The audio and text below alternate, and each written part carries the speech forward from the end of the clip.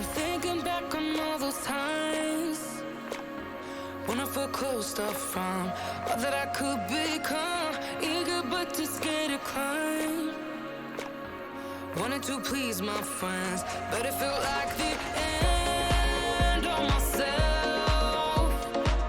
I was shut down and all drained out. I was lost, so I had to change.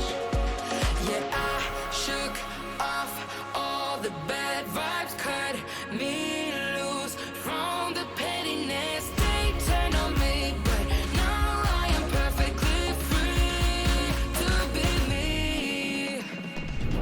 This is who I am. This is who I am now.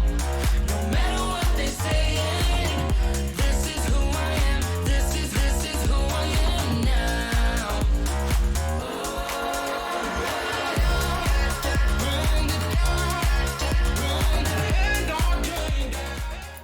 Hello mga kapigi! Welcome back again here in my channel. Ito rin yung host, si Piggy Farm Channel. Welcome back again here sa ating corn farm.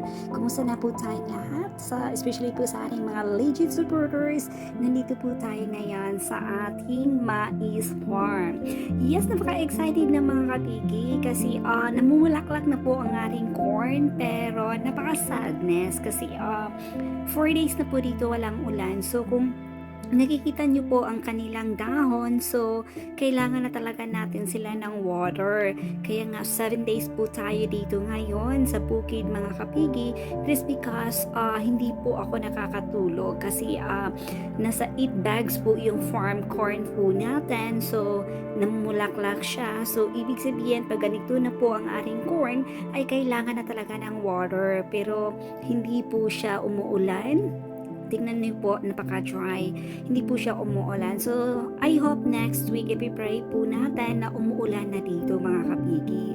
So, yun muna ang ating update ng ating corn this time, mga kapigi, no? So, yun, napaka-importante kasi pag may mga corn farm po tayo, especially po tayo ay may mga piggery. So, yun muna ang ating update this time, mga kapigi. See you for my next vlog. Ito pa rin ang yung host, si Miss Piggy Farm Channel. Love, love, love!